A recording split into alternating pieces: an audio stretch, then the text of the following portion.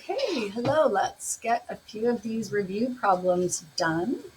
First one says to multiply. We have two binomials, but not just binomials, they have I involved. So we have to remember some things about I.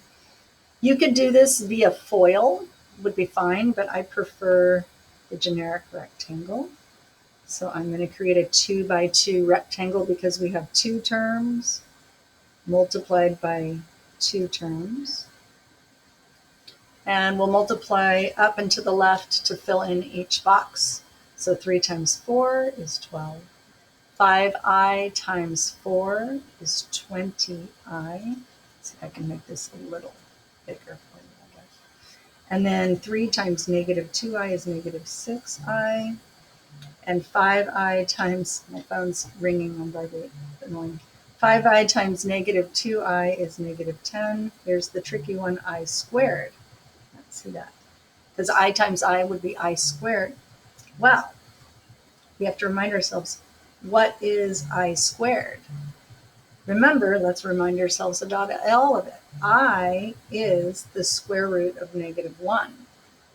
So if I were to square both sides, giving me my I squared, I would get just negative 1. Okay, so I squared is negative 1. So let's write this out. Let's just write all these terms. So that's just remember some facts about I. And now what we have is 12 plus 20i minus 6i minus 10i squared. I'm going to run out of room, I can already tell. Let's put these two terms together because they're both terms with I. And let's rewrite this I squared as negative 1. So we're going to end up with negative 10 times negative 1. I'm going to write this. I'm going to run out of room. Here we go. We get positive 14i here when I put those two together. And I get negative 10 times negative 1. And we can multiply those together, giving us 12 plus 14i. And now we have a positive 10. And then we've got these two like terms we can put together, and I'll write my final answer over here. When we write complex numbers, those are numbers with I. The I is the second term, so it's written in this format, A plus BI form. So our A value is the real number, the real part. So 12 plus 10 is 22 plus BI. The B value is 14. I is I, of course. And we're done. Fun, fun, fun. There's our answer. 22 plus 14i. All right, moving on. I'm going to go zip through this because you can always pause, rewind, and whatever you need to do. When you're factoring an expression, you just want to look for any common factor you could pull out. You could make it a whole lot easier if you're able to pull something out. Of course, there's nothing here. It almost looks like we could pull out an x, but this term doesn't have an x, so we're not going to be able to do that. And between 2 and 10 and 3 and 15, there are no like terms for all four of those numbers. So we'll try, when you have four terms, you could try group factoring, which is where you group the first two terms and group the second two terms. And I see I have a common factor here I'm going to pull out of x for sure. Actually, more than just x, right? There's two x's here, an x times x. There's three of them here, an x times x times x. So I could actually pull two of them out because they both have at least two, an x times x. And of course, 2 and 10 have a common factor of 2. So I'm going to factor out a 2x squared. If you struggle with the concept of factoring out, you could think of it as dividing it out. It's really factoring it out, but let's divide out the 2x squared. If I pull out a 2x squared here, those are going to become a 1. You might say eliminate. These two x's are going to eliminate two of these x's and leave me with just one x in that whole term. We have a positive here, a negative, that stays negative.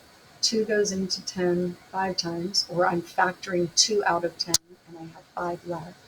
And both of the x's, x squareds, disappear, so I'm done with that pair when I grouped them as a pair, two terms. Here I can factor out a positive 3 because 3 goes into 3 and 15. And when I do that, I'm left with x minus 5. We're not done yet though. So we factored something out of both pairs when we grouped them. And now if you thought of this as like one term plus this as being one term, you can see hopefully that this is a common factor, this binomial x minus 5. So just like we had a common factor of 2x squared and a common factor of 3, we have a common factor of x minus 5, which we can then pull out in front or factor it out. Then the question is, what am I left with? When I factor out of this term, when I think of it as maybe divide out, that eliminates, and I'm left with 2x squared. When I factor it out of here or think of it as dividing out, I'm left with positive 3. And you could check to see, just like, do either of these two factor any further? 2 and 3 don't have a common factor. So nope, we're done. That's called group factoring. Number 3, it says, not considering the a value. In other words, let's just disregard that, which is a little strange. If we had a point anywhere on this graph, we could figure it, and we do. We have a point here, we have a point here. But for this problem, we're just going to forget the a value for now, okay? And we'll assume that it's 1, and it actually is 1. They want us to write the equation in vertex form. So let's refresh our memory. Oops, I don't know why I did that. Yeah, I'd rather write it as f of x, vertex form, generically speaking, is a times x minus h quantity squared plus k. And you might remember that the vertex is hk. Well, we have the vertex. H is 3, k is negative 5. So that's really all we need. Ignore the a. It's a little strange to ignore it, but we're going to ignore it. It's a 1. So we have x, and it says minus h. Well, h is 3, so we're going to write minus 3, quantity squared, and then k is plus k. So plus negative 5 is minus 5. And that's it. All right. I'm zipping through because you guys can pause, and I don't want this to be forever to download. Find the vertex, okay? The hint says use this formula. There's a lot of ways we could find the vertex. We could write this in vertex form. The way we would do that is to complete the square. It's probably the way I would prefer it. If I was going to complete the square, I would divide out this negative 3 from these two terms first. But I know most students don't like complete the square, so that's not the method we're going to use. I decided this would be a little more efficient using this. This formula says x equals negative b over 2a.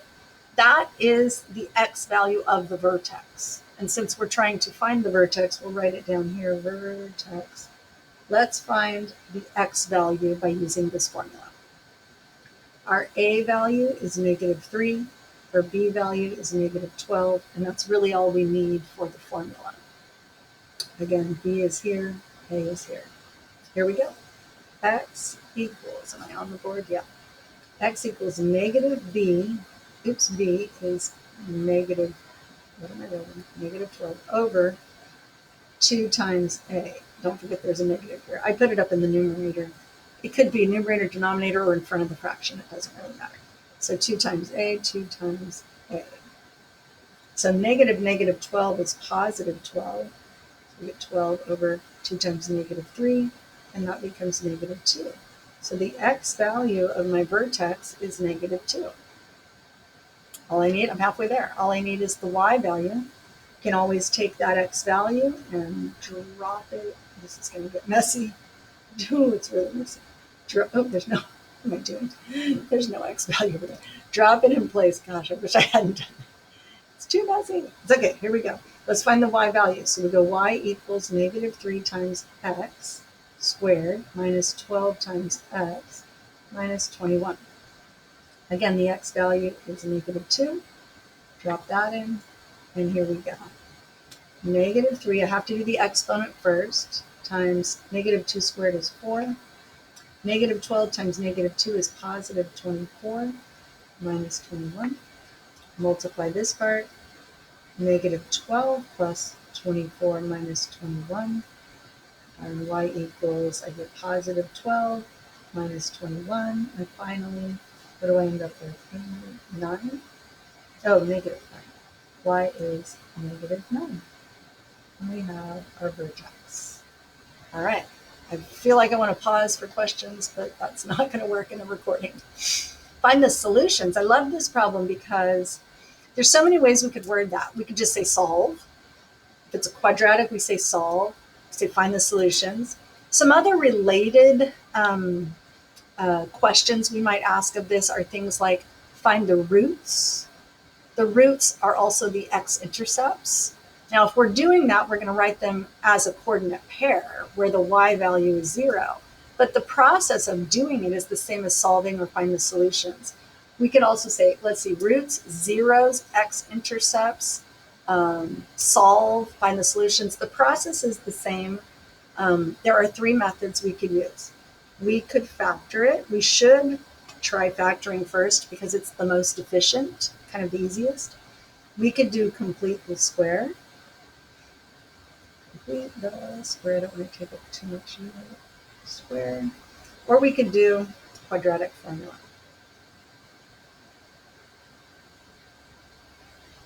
Okay. You should try factoring first. I'm going to try that on my whiteboard because I happen to know it's not going to work, but let's just look at it. So it's kind of messy, isn't it? So if I'm trying factoring, I'm going to go with 13 up here, negative 5, and I'm trying to come up with 2 numbers that multiply to get 13 and add up to negative 5. And of course, there are no numbers, so it doesn't factor. So that was nice shot. No can do. I could do complete the square. I don't like complete the square for this problem because remember you have to take half of the b value, and the b value is the b value is an odd number, and taking half of an odd number becomes fractional, which is fun for me, but not for most students.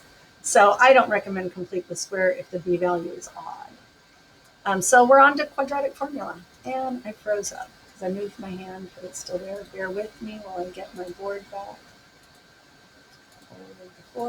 Fast forward this until you see me again. Okay, we're back.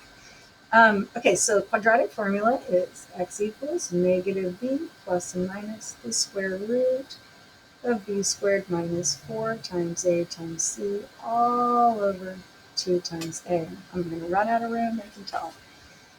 Our a value is 1, it's right there. Our b value is negative 5, it's right there. Our c value is 13, it's at the end, the constant at the end. Oops, you can't see that. There we go. And it's equal to 0, that's important. When you're solving, when you're finding the zeros, all of that, it's got to be equal to 0. Or equal to y. I shouldn't have even said that, long story. Never mind, forget I said it. It's a big kind of debate, I guess. Not debate. Anyway, I'll stop talking. Square root, I'm just writing. Remember the negative boy? The negative boy couldn't decide whether or not to go to the radical party. He decided to be square. He missed out on 4 awesome chicks. Don't be offended. It's just a little silly story. And it was all over at 2 a.m. Let's plug in. The a value goes here and here. The b value goes here and here. And c is all by itself at the end. Let's simplify. We're pretty much working all under this radical called the discriminant. That can give us a lot. I'm so going to run out of room. It gives us a lot of information about the graph, that discriminant. Negative 5 is positive 5. Negative 5 squared is 25. Negative 4 times 1 times 13. 4 times 13 is 52. It's negative 52. All over 2 times 1 is 2. I'm going to try to squeeze this all in here. X equals 5 plus and minus. Now let's subtract. We get negative 27 all over 2. That negative under the square root is a problem. You might remember we said it earlier that I is the square root of negative 1, which means I could rewrite this, although I have no space to rewrite it. Let's do it this way. Let me just show you what's about to happen. We could rewrite, although I have no space, square root of negative 27 as the square root of negative 1 times the square root of 27. So I don't have space on my paper, so I'm going to do a little work on the whiteboard for a minute. So the square root of negative 1, of course, is I. So let's work on, well, let me just rewrite it. I have lots of room now. So we're going to have the square root of 27 times I. The square root of 27 can be simplified if I factor tree it down. And since it's a square root, I'm looking for groups of 2 that I can pull out. And anything left stays under the root. Don't forget we have that I over there. So I'm pulling out a 3. I've got this square root of 3, and I've got I as well. So this whole thing became this. Okay? I went fast. You can rewind and listen again. So we've got 3 square root 3I is what that became. Let's get back to it. So we have x equals 5 plus and minus 3 square root 3I at the end over 2. I really like the I more off to the side here, out, not in the numerator so much, because I wanted an a plus bi form. And if I'm really being picky, let's just do it. A plus bi form would look like this: 5 halves plus and minus 3 square root 3 over 2 with the I at the end. I think, though, on your final, a problem like this, knowing apex, they're probably going to give the answer more like this. But they mean the same thing. That denominator 2 belongs to both terms, the 5 and the 3 square root 3. Okay, we are done for now. Stay tuned for another video soon. Have a great day.